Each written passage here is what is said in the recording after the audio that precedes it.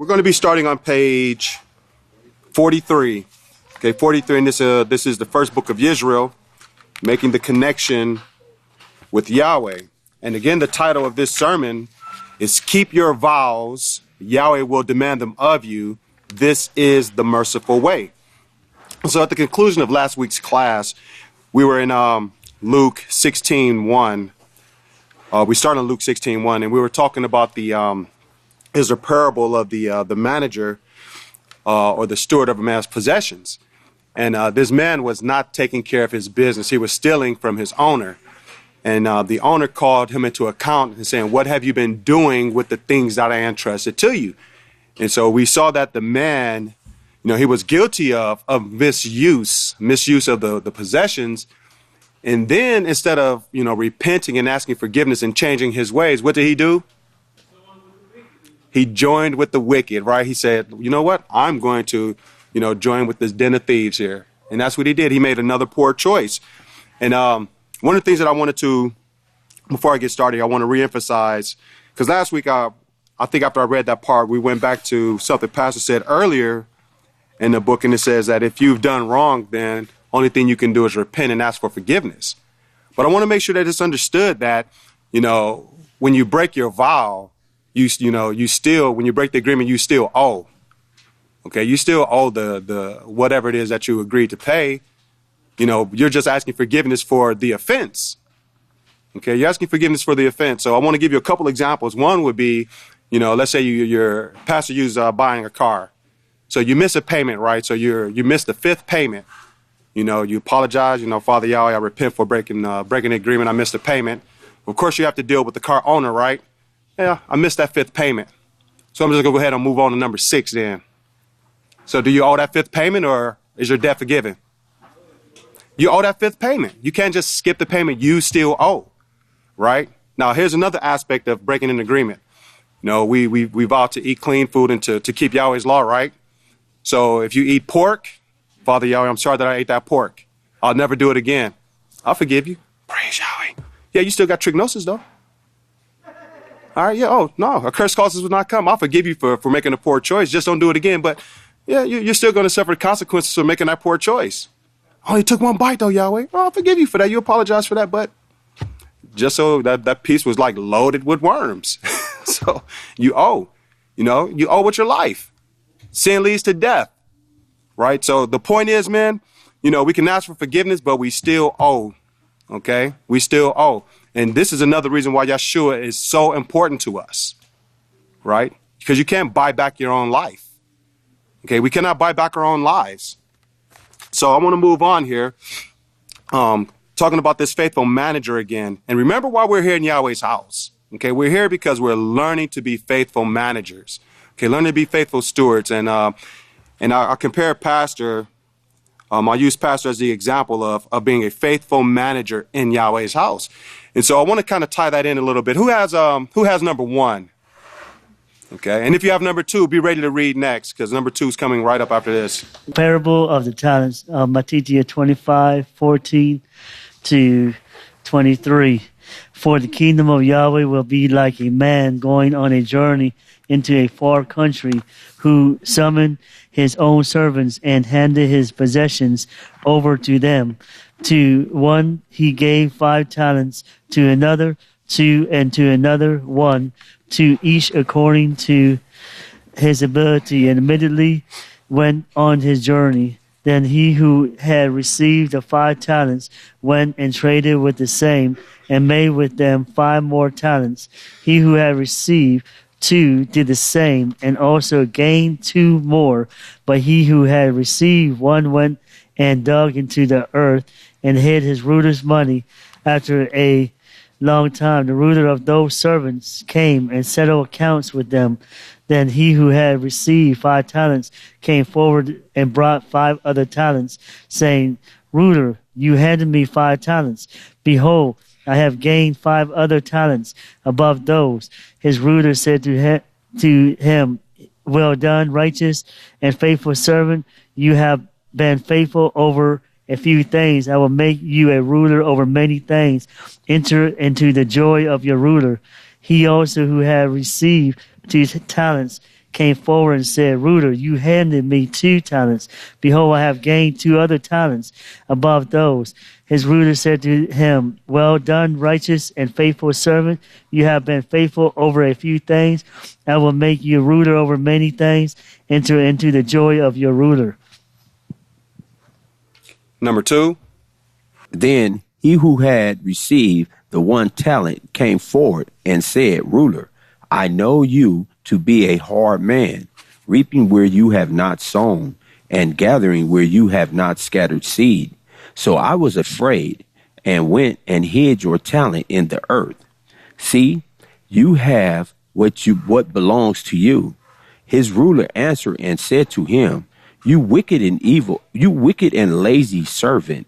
You knew that I reap where I have not sown, and gather where I have not scattered seed. You ought to have lent my money to the exchangers. At least at my coming I could have received what my owed with interest.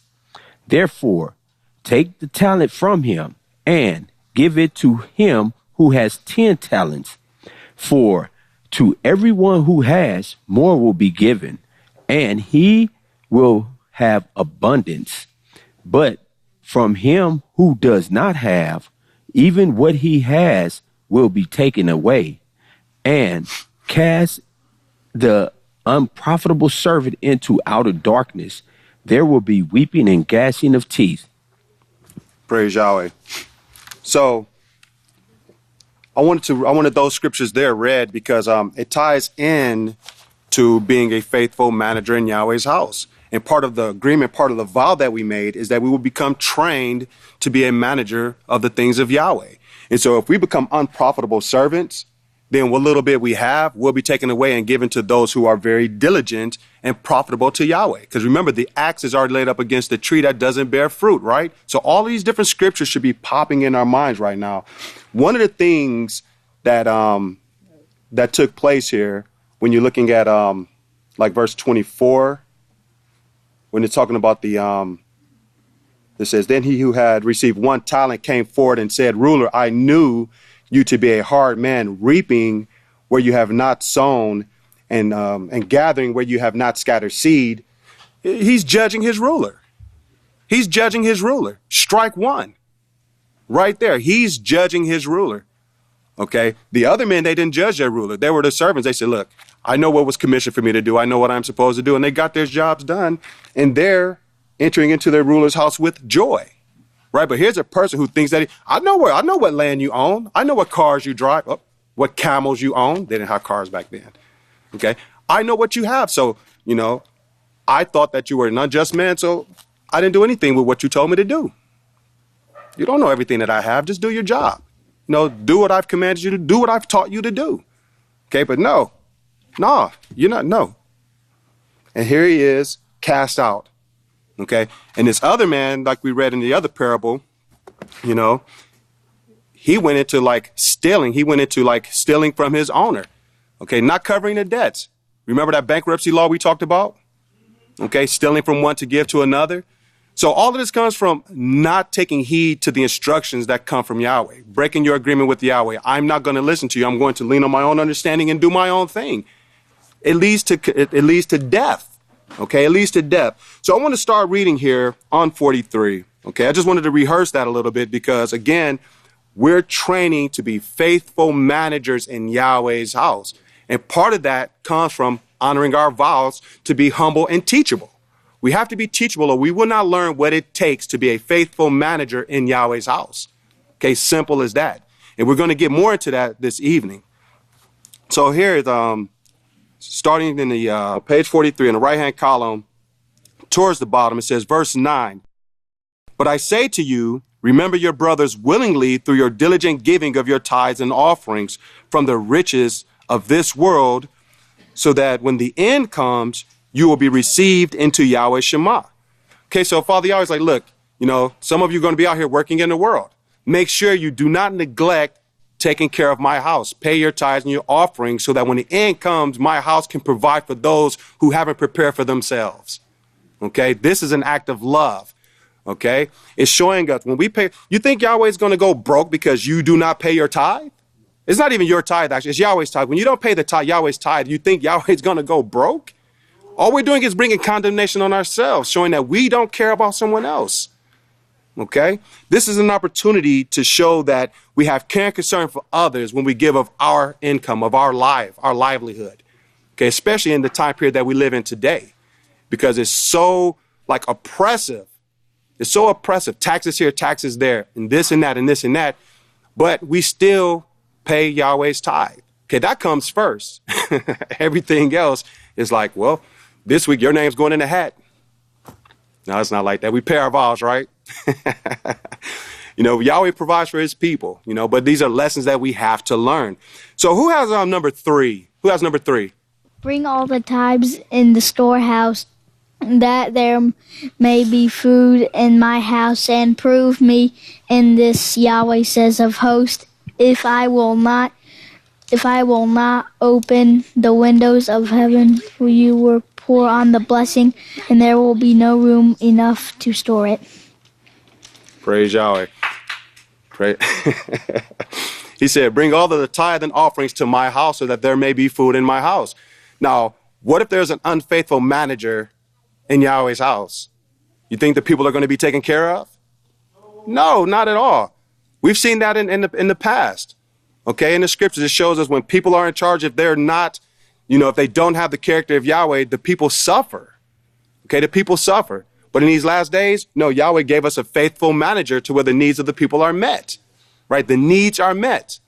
Okay, and in the kingdom, we're going to be so thankful and joyful for the things that we've learned and the things that we went through and learned in this time period, that, remember, the scripture says that this is going to be talked about more than the Exodus. That's hard to comprehend to me because the Exodus is huge. The Exodus is huge, but we're going to be talking about this time period more than that. Okay, and that's what the scripture shows. But bring these things to Yahweh's house so that there can be food in his house. Okay, man? Continuing on, it says, take care of your debts. Take care of what you say you will do. Do not be a contract breaker. Okay, do not be a contract breaker. Remember, this is what what Yeshua was upholding when he said, make sure. You do not have to vow, but if you do give your word, then make sure that you are going to keep it. Make sure you can, that you are able. Okay, make sure. Think about it. Count the costs. Okay, think about how much time it's going to take. Think about what your involvement is in it. Think about these things. Okay, get counsel about it. It says here, Deuteronomy 23, verse 21. If you make a vow to Yahweh, you must not delay to pay it. And that's positive. That's law number 155. I think it's prohibitive law number 155. If you make a vow to Yahweh, you must not delay to pay it. Okay, you have to honor your word. We have to honor our words. That's a must, for Yahweh your Father will certainly demand it of you. This is Yahweh himself. Do you get that? You make a contract to pay. Yahweh didn't say, go ahead and take it. That's all right. That is the Christian way of doing things. Okay. And these are the laws that's made up, being covenant breakers. Okay. Bankruptcy, like he was showing us earlier, that's an excellent example of being a covenant breaker. In fact, thinking of scripture right now. In Romans chapter 1, it talks about being a covenant breaker. Let's see here. Romans 1, look at let's start here, verse 28, because this is part of the key here. Verse 28, Romans 1:28 on page 874. It says, and so since they did not like to retain Yahweh in their knowledge, and that's the part right there, okay? They did not like to retain Yahweh in their knowledge. Yahweh gave them over to a reprobate mind to do those things which are not proper, being filled with all unrighteousness. And so what is unrighteousness? It's the breaking of the law, right? Because righteousness is the keeping of the law. So being filled with all law breaking, sexual impurity, wickedness, covetousness, maliciousness, full of envy, murder, strife, deceit, and malice. They are gossips, backbiters, slanderers, haters of Yahweh, despiteful, arrogant, and boastful. They are inventors of evil things, disobedient to parents, and without understanding, they are covenant breakers. Without natural affection, implacable, truce breakers, and unmerciful. Okay, so y'all saw that covenant breakers in there, right? Covenant breakers. Okay, pastor says here, do not be a covenant breaker. And so there's a couple words in here. I have definitions on the side here. I just wanted to read, though, because all of these things that we just read right here is not what you learn from Yahweh. These things that we read here are not a part of Yahweh at all. Okay? Here the word truce. It says they're truce breakers. Truce is an agreement between enemies or opponents to stop fighting or arguing for a certain amount of time. Okay? They're truce breakers. So a truce is agreeing not to argue. But people break the truce all the time. Well, forget that. And then they get angry about something and then they start arguing again. Truce breakers, okay? And the word implacable, let me see, I think I have that definition in my book here. Yes, okay, so implacable, it means relentless, unstoppable, unable to be plactated. Who knows what plactated is? Okay, plactated, it means to make someone less angry or hostile. But they're implacable. It means you cannot make them less angry or less hostile. Okay, so they're angry. So, and I'm not about to get into this, but you can see how one word leads into other scriptures. Because now I'm thinking, okay, why are the nations angry? Why are you angry, Cain? Exactly. You know, why are you downcast? All of these things comes from not keeping the laws of Yahweh, not knowing how to guard your mind with all diligence, not knowing how to use self-control. Okay, breaking the vow to Yahweh. Yahweh, if we listen to your teachings, we're going to learn how to do these things. But they're covenant breakers, meaning they turned away from the teachings of Yahweh. Okay, so it's more than just paying on a car. This is talking about your character, period. Okay, these words are words of life. This is talking about governing your life. We made a vow to live righteously. Okay, we made a vow to come to Yahweh's house and learn how to live righteously. So continuing on here. Let's see. So pastor said here at the bottom, it says, that is the Christian way of doing things, okay? And we talked about here not being a covenant breaker. So here, the top of page 43. If the whole kingdom of Yahweh was like this, where would it be? Where would we ever get if we couldn't be honest with one another or with Yahweh? You cannot depend on Yahweh. You cannot depend on your brothers or sisters, and you would go broke. Like the Christian world today, slowly but surely going broke. Okay, and it's like what Pastor said, what we read last week, how not only are the people who are filing bankruptcy, claiming to be broke, but they're also affecting the businesses or the people that they made agreements with. Okay, remember the one man Pastor was talking about? He said this man lost everything in the way that the laws were set up. He couldn't even pay for his home. He couldn't pay for anything. He went broke. Okay, we affect other people with the choices that we make. It's not just our own selves. So we have to be very careful and make sure that we can do what we say we're going to do. It's a very serious thing. Pastor says the kingdom of Yahweh is not going to be like this. Okay, it's not going to be like this. You wouldn't even be able to trust anyone. Can't trust anyone today, really. Yahweh will demand it. Not just ask, but he will demand it. And you will be guilty of sin. What's the scriptural definition of sin? Where is that found at? What scripture is that? 1 John 3:4, right? 1 John 3:4. And you will be guilty of sin. And what is the punishment of sin? It is death, right? Romans 6:23. Praise Yahweh. Romans 6:23. The wages of sin is death, but the gift of Yahweh is eternal life. Okay, eternal life. See, but if you refrain from even making the vow to begin with, you will not be sinning. Now, if you make the vow and you can't do it, or there's some doubt in your mind that you can't do it, then you are putting yourself in a position here of not keeping your vow. This is fraud. If you know or suspect something and you go ahead with it anyway, okay, you can't fraud. You can't fraud. You can't defraud your brother, right? You can't act like you can do something and you know that you can't. Okay, it's a lie. You're lying. It's being deceitful. Whatever goes out of your mouth, you must be sure to do. Isn't that what Yeshua said also? Whatever comes out of your mouth, what you speak to your brother and sister, because you made your vow freely to Yahweh, your Father, with your own mouth. When you enter into your brother's vineyard, this is another law. Now, this is another law, and it should be upheld and kept by everyone. You should see the need for this right here, especially a traveler. We have gone to extremes this feast.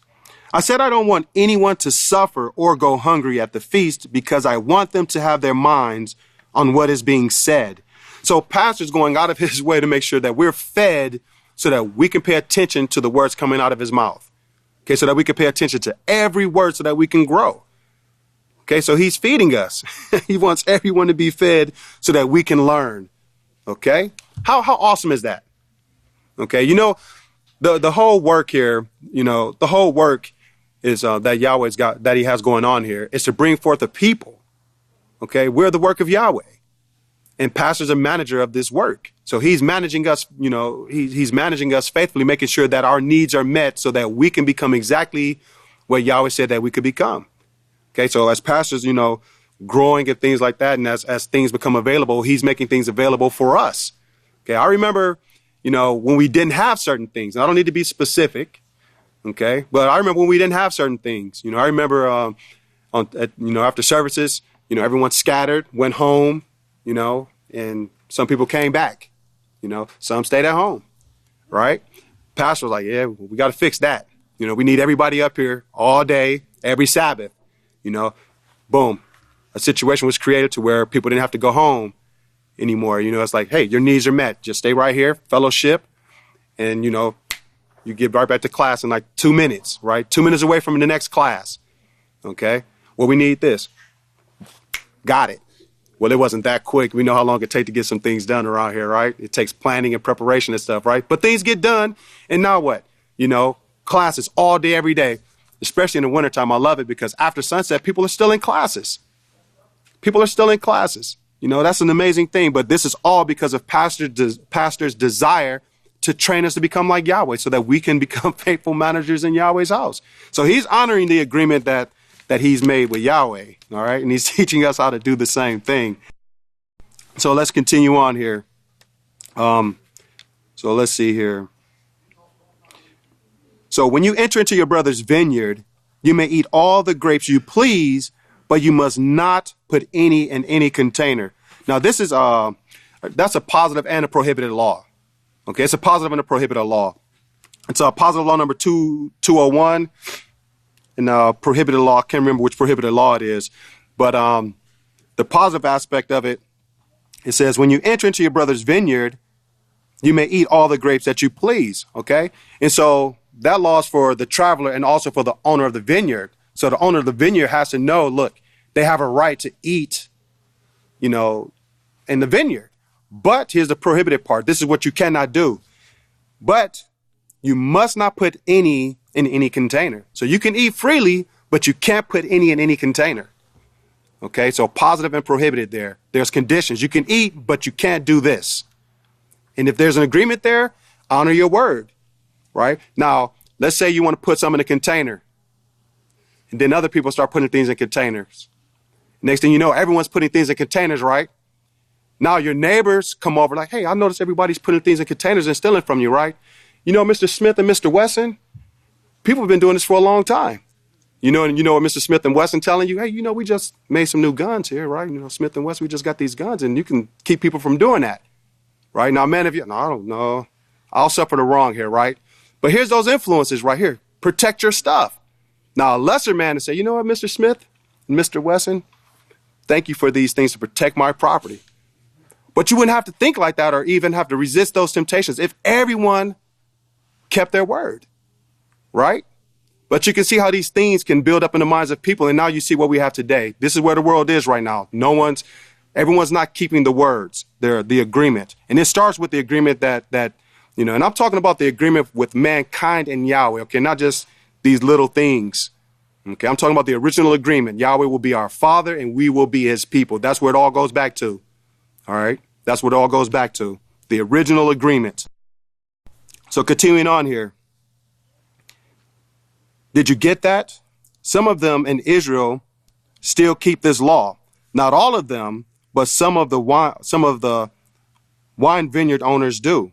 They make this a policy that if somebody is traveling through, they can pick and eat as they are going through. This is what Yeshua's disciples were doing in the grain fields. So first, the bottom left-hand corner where it says Deuteronomy 23:21, if you make a vow to Yahweh, you must not delay to pay it. Highlight that part. And now at the top up here, the beginning of the paragraph where it says Yahweh will demand it, highlight the part where it says, what is the punishment for sin? It is death. Okay, so that part's highlighted. Okay, so y'all see that there, right? It's like the second paragraph. What is the punishment for sin? It is death. And then highlight the part that we kind of just read there. When you enter into your brother's vineyard, you may eat all the grapes you please, but you must not put any in any container. And that also needs to be highlighted. All right, so let's move on here. Let me see. Let's see here. Okay, so the next verse here, it says, and this is what Yeshua's disciples were doing in the grain fields. The Pharisees condemned them because they said they were eating with unwashed hands. They condemned them for that, but they did not condemn them for stealing. They were not stealing. They were just taking green wheat off the stalks as they went by. I don't know if I ever, let's see here. I do not know if you have ever eaten that or not, but it is very delicious when the grain is still soft inside the hull. You can roll it in your hands. You can blow off the hull. It will go away. And you just have grain there.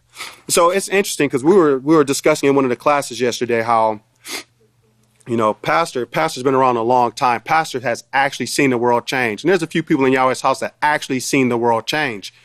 Okay, so I haven't eaten, gone and just picked grain and just eaten anything like that. Okay, especially not here. I'm scared of everything. Okay, because I don't know what's poisonous and what's not. All right, I didn't grow up like this. Pastor walked around like, oh yeah, that's poison ivy. I'm not touching that. Oh, we can eat this, we can eat that. Remember that sermon he gave? He talked about the one-eyed dog named Jigger, and it had the skunks trapped or something like that, and they like skinned them things and took them and got money off of it. I didn't grow up like that. I didn't skin skunks for money. I don't know anything about that way of life. Electricity in the house, we had that. He didn't. Running water. Remember, he said, what was running water? Him and his brothers ran to get water and ran it back to the house. That was their running water. Running water for us, and sometimes we let that sucker go while we brush our teeth, right?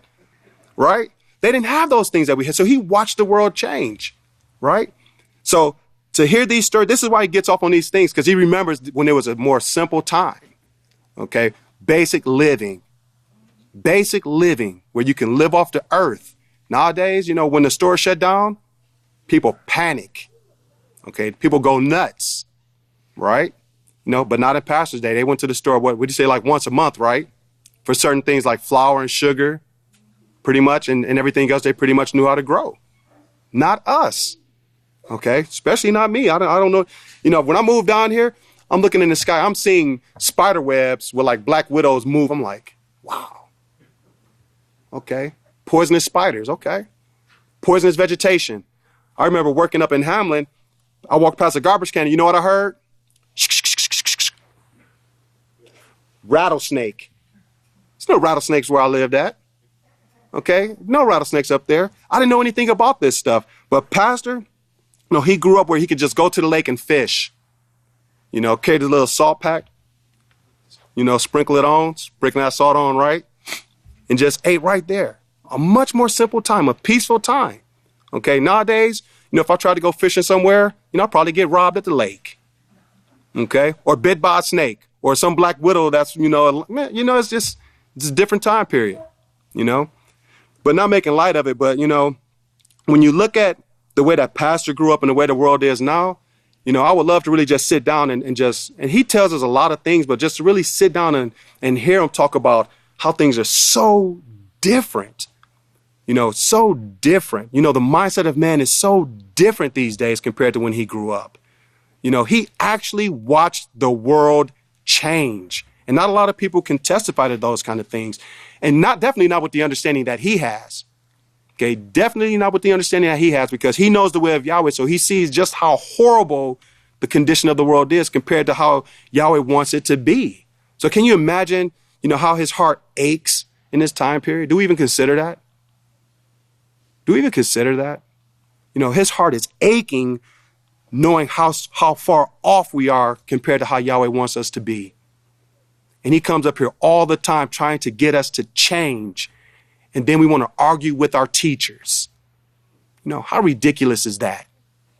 We ought to be ashamed of ourselves. And I do mean ashamed. Let me move on here before I actually change this whole class here. So continuing on, it says here, this is the last paragraph on page 43. When you enter into your brother's standing grain, you may pick kernels. That's what the disciples were doing with your hands, but must not put a sickle to its standing grain. So again, it's saying the agreement is you can eat. If you're traveling and you're hungry, you can eat, but don't take more than your fair share. Don't just start harvesting and taking other people's things. There's laws that, that Yahweh have to provide for protection for the poor and for those who own things. It's a mutual agreement there. Okay, Father Yahweh says, look, if you have things, these are the laws so that you can always take care of the poor and needy, right? But the poor and needy, we don't have the right to take care of those who own things. We passed some cornfields down in South Texas one time, and I saw some people out there with baskets. They were coming out of the cornfield. We stopped because we thought they were selling corn and we wanted to buy some. The police were coming in from both directions because the farmer called them. I don't know what they did. We got out of there. We decided we did not want any of that corn at all. Okay, because Pastor realized, they didn't have permission to get that corn. They're in there with these baskets taking all of this corn without permission. Nope, don't want any part of that. He said, we got out of there, okay? Go over to Ecclesiastes. This is where he really gets serious. He classifies a person here as being a fool. What you want to get away from is ever being a fool. The way you get away from it is by studying Yahweh's laws. If you study Yahweh's laws, and if you do not understand the law, then make a note of it and drop it in the offering box. We'll try to explain that law where everyone can understand it. And here's something else for you. Even if you think you understand the law, but it's different than what's being taught at Yahweh's house, guess what? You don't understand that law. Okay? If you think you understand something, but it's different than what Yahweh's house is teaching, you don't understand that law. Now pay close attention to Pastor's words because, I'm only a man. It says here, you cannot use your own judgment and just lump everything together for your own benefit. It will not work. Did y'all hear that? I'm going to read it again. You cannot use your own judgment and just lump everything together for your own benefit. It will not work. Okay, the law says go where? Go to the house, right? Go to the priest and ask their decision, and then go to the right and left hand. Don't do anything they tell you to do. All right. Did I say something wrong? What'd I say? Right, go to the right and left, right? You're not supposed to do that?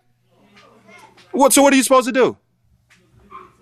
Do exactly what they tell you to do? Oh, don't. You see, I forgot one important word. See, I'm acting like a scribe and Pharisee, omitting words, right? It says, don't go to the right or to the left, but do exactly what they tell you to do. You see how important one word is? Pastor says, pay attention to every word, right?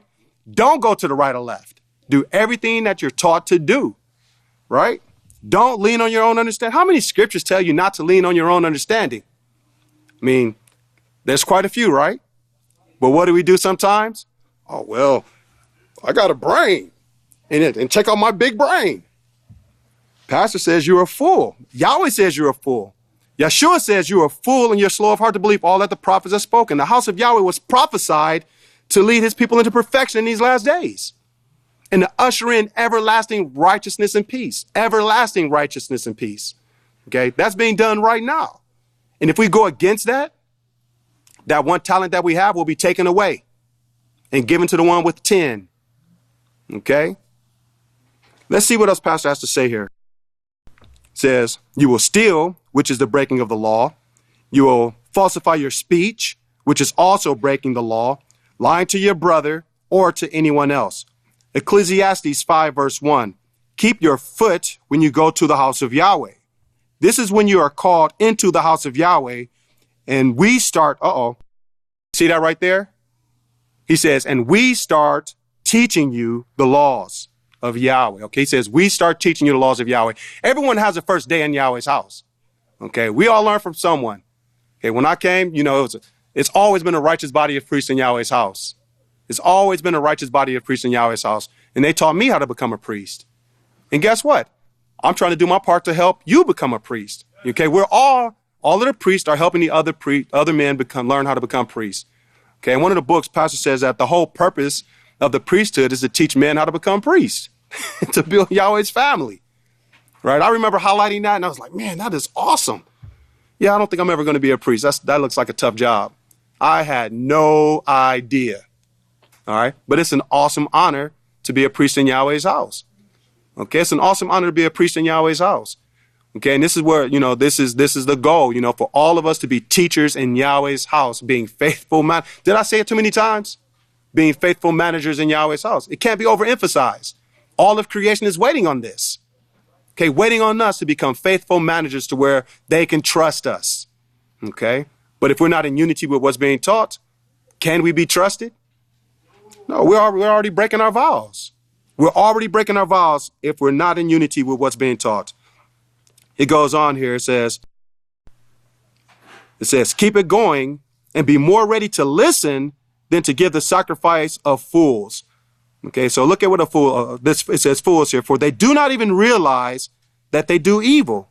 No, a fool think he is just doing all right. All right, talk about deception there. Talk about deception, being fooled into thinking you're doing all right.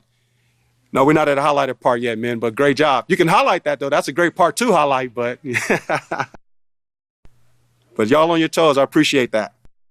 But yeah, it says here, no, a fool think he's doing all right. He's taking advantage of everyone he can take advantage of.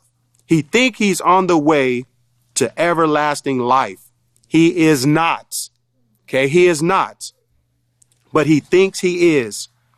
Do not be rash with your mouth. Yeshua also told us the same thing. Do not be rash with your mouth. Do not think of hastily uttering a word before Yahweh.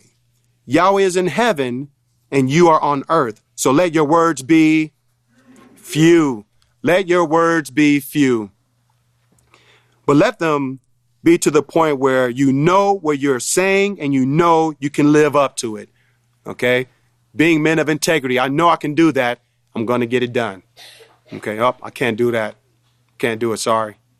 Okay, so let your yes be yes and your no be no. But make sure if you can do it, if you say you're going to do it, make sure you can do it. Pastor goes on here and says that a dream comes because of a multitude of business. I think the reason they threw this in is that people will have dreams and then say, Yahweh showed me this. That's the reason I did it. On the news, you will sometimes see people killing their children because they had a dream that God wanted them to do it. Okay, God wanted them to do it. I don't think there is anyone who reverences Yahweh who would even think about doing that. Because Yahweh doesn't teach that stuff. Yahweh doesn't teach to hurt, cause harm to anyone. Okay, that's not Yahweh's way. Even if they saw it in 49 dreams, they still would not do it. I have seen it on the news where they actually did this because they had a dream and they thought their God wanted them to get rid of their children or their husbands. Probably there was an ulterior motive even before that. A fool's speech comes because of a multitude of words. This comes because there's a multitude of planning and wanting to get something done. This is the way I will get it done. I'll just lie about it. Okay, coming up with these schemes. Remember, that just reminded me of Jeremiah 23. What is it? 26 and 27 about. Let me read it. It may not have anything to do with that, but that word, the schemes just made that scripture pop in my mind. Oh, about Yahweh's name. Right. They told every man to his neighbor about, and they lied about Yahweh's name to get certain things done. Okay. I want to read it anyway because it's in my mind. All right. Jeremiah 23, 26, and 27. Man, my fingers are freezing up here.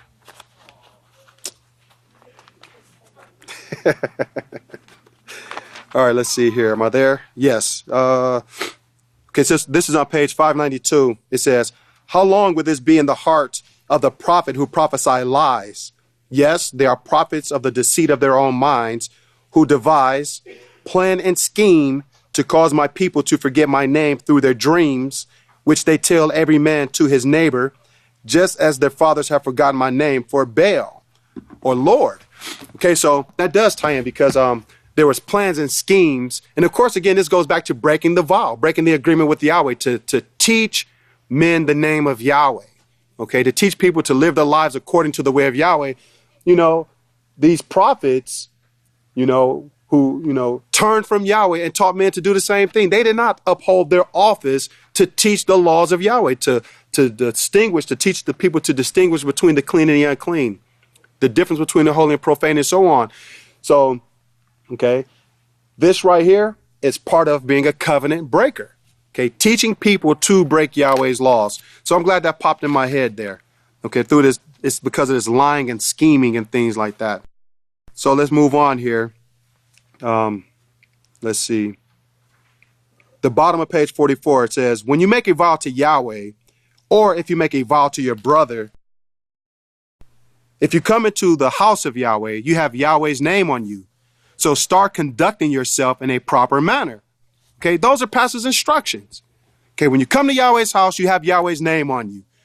So start conducting yourself in a proper manner. Okay, so do you know how to do that without being taught? No, you don't. We don't, right? Remember what the Apostle Shaul said? He said, I write to you so that you may know how to conduct yourself in the house of the living Father, right? So we're reading and reading and reading, right? We're reading and reading these letters, and then someone comes to you. Hey, do you understand what you read? What's the appropriate answer for that? Well, well, what's the answer? I'll give you a clue. No clue. Okay, so there was a clue. I'll give you a clue. There's the answer, all right? He says, how could I unless I have someone guide me? How can I understand what I'm reading unless I have someone guide me? Enter the faithful manager of Yahweh's house. Let me show you, let me teach you how to understand what you're reading. Let me teach you how to conduct yourself in the house of the living Father. Because you came in here with all of your street mentality, Koheleth. I'm sorry, Pastor. Well, don't worry, you're 99% perfect. He's really 2%, but he'll get there. Right? Probably only about 2% there, but Koheleth, you're 99% there. He never said that to me directly, but he always encourages us. You're 99% there. We have to grow into it, right? You're 99% there. I'm like, man, Pastor, I'm so far away from perfection, but thanks for the encouragement. Well, we're growing into it. Right, 99% there. So that's what I was talking about. Start conducting yourselves as being in the house of the living Father. We're taught how to conduct ourselves. And so pastor, being a faithful man, continues to bring forth the information so we can grow. So here it says, do not delay. Watch your foot. Watch your foot when you're called in the house of Yahweh. Start changing your ways. Okay. None of that accept me how I am stuff, right? We already know this. Do not delay to pay it. Okay. What is he talking about here? Changing your character. Don't delay paying your vow to Yahweh. You came here to change. We came here to change. Okay, start changing. When you make a vow, do not delay to pay it, for he has no pleasure in fools. Pay what you have vowed. We hire people from time to time from the world because we will need ones with certain expertise. I remember not too long ago, I was aggravated because a man had left because we were late paying him. We were trying to hunt him down and pay him because I did not want to keep his money overnight, because that is a law. You will not keep this man's money overnight. If you have promised to pay him when the job is complete, you need to get it done and make plans to do so. Do not keep it overnight. Okay, that is another law. Okay, when you agree to pay someone at a specified time, you have to get it done. It is better that you do not vow. Okay, highlight this part. It is better that you do not vow or not give your word to someone like this, rather than to give your word and not do it. Okay, and highlight. Okay, I'm going to read it one more time. It is better that you do not vow or give your word to someone like this, rather than to give your word and not do it. And not to do it. So go back to verse 1 here and look at what he is saying there. Don't give the sacrifice of fools. If you want to look up that word fools, that's another sermon. What it actually amounts to is you do not know the law and you are going outside of the law. Okay? You can highlight that part. What it actually amounts to is you do not know the law and you are going outside of the law. Okay, when you offer the sacrifice of fools, you don't know the law. Simple as that. Okay, you do not know the law and you're going outside of it. And look at the next 3 words here. That is Christianity. Okay, that is Christianity. They do not know what they are doing. They do not know that they are actually performing evil in the law of bankruptcy, where you can file bankruptcy and take money away from all these people. It is lawful in the land. It is causing America to go down just a little more than what they would in the first place. Do not let your mouth cause your body to sin. Do not say in the presence of the Malachim of Yahweh, it was a mistake. I made this mistake. I'm sorry. You knew it to begin with, right? You knew you were making a mistake. You knew you were putting yourself in a bind. Now you want me to go along with it too? No. Okay, you see that right there? He says, no, I'm not going along with this. I am not going to go along with breaking a contract. If I go along with it, I am guilty of sin too. No way will I go along with breaking contracts. Yahweh will not go along with it. What you say you're going to do, he is demanding that you do it. He will not take anything less. You have to understand the seriousness of this. Okay? You have to understand the seriousness of this. And we have to think outside of our, the box that we live in.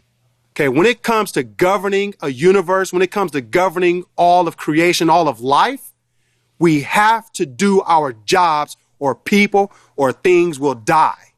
It's that serious. Okay, it's not just about paying on a car.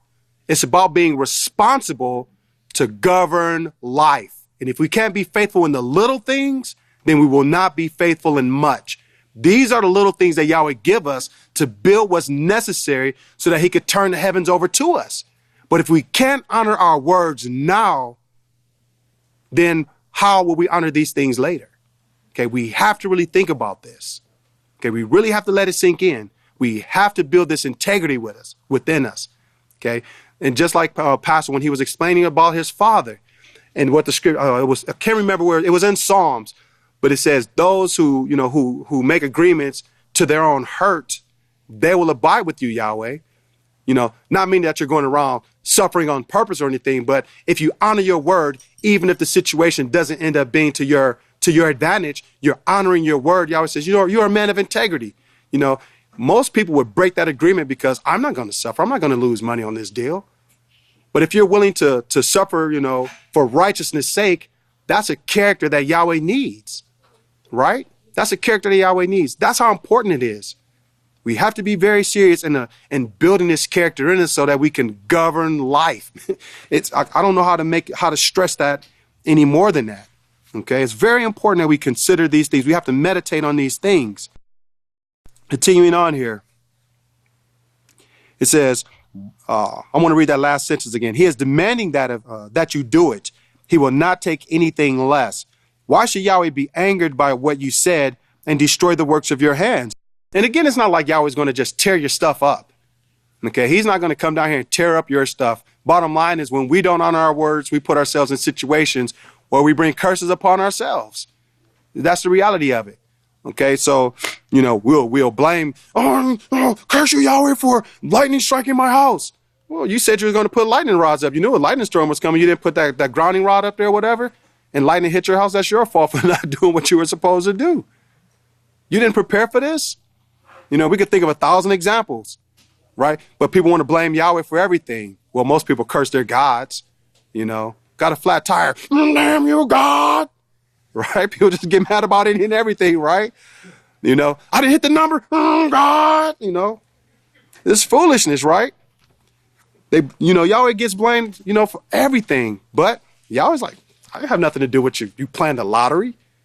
Work with your hands and provide for yourself, pay your tithes, and I will bless you. Nobody's telling you to gamble your money away. I'll get all off topic. Let me move on here. I'm trying to make it sink. I'm trying to get it to sink in your head, Let's see here. It says, let's see. Okay. In the multitude of dreams and in the empty words, there's much vanity. Therefore, simply reverence Yahweh. I brought, I don't know how many sermons on reverencing Yahweh. How many was it? 21. Praise Yahweh. 21 sermons on the reverence of Yahweh. Excellent series of sermons, I might add. You reverence Yahweh by making sure you keep his word or his law. And see, he just basically summed it up for you in just like 10 words or less there, right? But he brought 21 sermons on reverencing Yahweh. And he could have brought more. Okay, because almost, honestly, every sermon teaches us how to truly reverence Yahweh. Just like yesterday we were talking about going on to perfection. How many sermons is it on going on to perfection? 46, right? But is that all? That's how many has the title going on to perfection. But how many sermons are there on going on to perfection? Every sermon is going on to perfection. All of them, praise Yahweh. All of them, right? But only 46 has the title going on to perfection. Because these are like the word of Yahweh is always about showing, it's always showing us how to reverence Yahweh and how to come to perfection and so on. How to keep the Sabbath, continuing sermons. Okay, all of these things are interchangeable. It says here, go to Psalms 50. This whole chapter is concerning tithing. It is also concerning keeping your word. The same vow that Jacob vowed, we take upon ourselves. This is how salvation is wrought. Yahweh will not give you salvation. He is not obligated to give you salvation unless you perform your word. Okay, are we clear? Yahweh is not obligated to give us anything unless we honor our word. Okay? Psalms 50 verse 1. The Almighty Father Yahweh speaks and calls the earth from the rising of the sun to the going down. Out of Zion, the perfection of beauty, Yahweh has shone forth. Our Father will come. May he not be silent. A fire will devour in front of him, and around him a tempest will rage. He summons the heavens from above and to the earth, so he may judge his people. For what they are about to do here, Yahweh says, gather my saints together to me, those who have ratified my covenant over sacrifice. Okay, so there's scriptures that should be popping in our heads right now. Yahweh says, I desire mercy instead of what? Sacrifice, right? Isn't this something that Yeshua said? If you had known what this meant, I desire mercy instead of sacrifice, then you would have done things differently, right? This is what Yeshua was explaining to them. If you had known what this meant, then you would have known better than this. But these things are for our learning, right? Yahweh desires mercy and not sacrifice. And then Yeshua goes on and he says, is he going to get into this here? Because I'm not going to get into it because we have a few minutes left. So I'm just going to say some things here to get you ready for next week. But remember, Yeshua went on and he said things like, remember when King David and his men went into the temple and they ate into the house of Yahweh, rather, and they ate the showbread, which wasn't lawful for them to eat, but only lawful for the priest. There was no laws broken there, right? Yeshua went on to explain the character of Yahweh. But, he says here, I'm going to read this part one more time. Yahweh says, gather my saints to me, those who have ratified my covenant over sacrifice. Okay, let me finish reading this. I'm going to read this whole thing here. Or those who have sacrificed themselves in order to keep my covenant have sacrificed. have been willing to give to the extremes, if possible, to keep Yahweh's covenant. This is mean giving of yourself, okay, giving up the world, giving up everything to do what's necessary to train to become a faithful manager in Yahweh's house. Okay, learning how to ratify the covenant of Yahweh, developing the characteristics or the character traits of Yahweh, possessing these things over, the things that we've learned in the past, over the tyranny, over the oppression, over all of those things. There's rabbis and there's people who will use the letter of the law and create, difficult circumstances. Okay, difficult circumstances, and even create situations that aren't even lawful, right? Like what is one of the things that's common? The dairy and meat deal. Okay, dairy and meat. Okay, separating that to the point where now you have to have two kitchens, two sets of pots, this and that. I remember Pastor told a story one time where they're in Israel and they ate at a restaurant, and if you wanted to eat like meat or something like that, you had to go downstairs, and the dairy was upstairs. And he was like, one guy came downstairs or something, and he had cheese on his foot. So he just messed up the whole situation by having dairy in the area where they were supposed to be meat. It's like, you see how when you don't have the understanding of Yahweh, you create conditions that are almost impossible to keep. It's definitely a burden, and the laws of Yahweh are not grievous, right? The laws of Yahweh are not grievous. And I'm looking at this clock, and it is not smiling at me, man. The clock is not smiling at me, and there's so much more to talk about. So we're going to stop right there on page 45. And again, I want to reiterate the importance of considering what Yahweh has set before us. Okay, consider Psalms chapter 8 and Hebrews chapter 2. Okay, the works of Yahweh's hands, right? The moon, the stars, all of the heavens. Okay, he wants to turn all of the works of his hands over to us. He says that he will. It's his righteous pleasure to turn these things over to us.